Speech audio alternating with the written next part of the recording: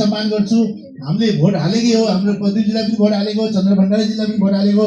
तर अहिलेको समय देशको परिस्थिति त्यो अनुकूल नभएको हिसाबले गर्दाखेरि अहिले हामी कुनै पनि पार्टी भन्दा पनि माथि उठेर देशको चाहिँ विकासको लागि, देशको चाहिँ एउटा कायापलट गर्नको लागि र देशमा एउटा सक्षम बालिन सरकार चाहिँ एउटा टेस्ट भइसकेको चाहिँ काठमाडौँमा चाहिँ अलरेडी चाहिँ टेस्ट भइसकेको व्यक्ति जसले चाहिँ देश नै चलाउँछु हाँक्छु भनेर हिँड्नु भएको छ।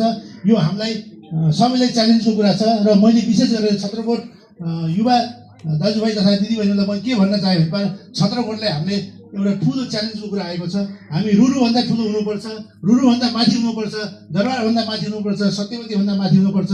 त्यसैले गर्दा पनि हामीले सागर ढकालजीलाई र गोविन्दजीलाई यहाँबाट जिताएर पठाउनु पर्नेछ। यहाँका चाहिँ विकासका कुराहरू, बाटोका सडकका कुराहरू धेरै कुराहरू छन्। र विशेष गरेर यहाँ महत्त्वपूर्ण रूपमा हामीले जोड्नुपर्ने भनेको एउटा धार्मिक पर्यटनलाई। रुरु जुन 500 मिटरमा छ र रेसुङ्गा चाहिँ जुन 2100 मिटरमा रहेको छ, यो धार्मिक पर्यटन हाम्रो गोरखपुरदेखि जुन इन्डियादेखि जुन हाम्रो शालिग्राम चाहिँ रुरुदेखि शालिग्राम हामी इन्डियामा जान्छ, त्यति महत्त्व छ शालिग्रामको। तर हामीले त्यो ठाउँले चिनाउन सकेका छौँ। जस्तै रुरुदेखि रेसुङ्गाको त्यो एउटा कुरा भयो। र अर्को चाहिँ शिक्षा र स्वास्थ्यमा यहाँबाट किन कसै चलाइ भएको छ भन्दा शिक्षाको कमीले, यहाँ शिक्षा गुणस्तरीय छैन।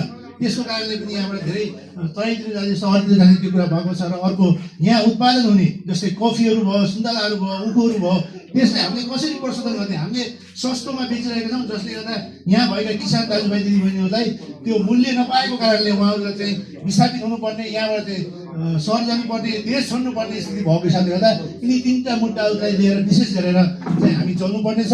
र यहीँ भन्दै मैले सम्पूर्ण छत्रकोटवासीहरूलाई फेरि एकचोटि भन्दै, यो हाम्रो बिग च्यालेन्जको कुरा हो। यसलाई कसरी हुन्छ हामीले चाहिँ गुल्मीमा 1 नम्बर बनाउनु छ र चाहिँ फेरि नेपालभरिमा चाहिँ गुल्मीलाई 1 नम्बर बनाउनु पर्नेछ। त्यसको लागि हामी सबै लागि परौँ। यही भन्दै उहाँलाई अग्रिम शुभकामना पनि दिएँ। 2 शब्द म यही टुङ्ग्याउँछु।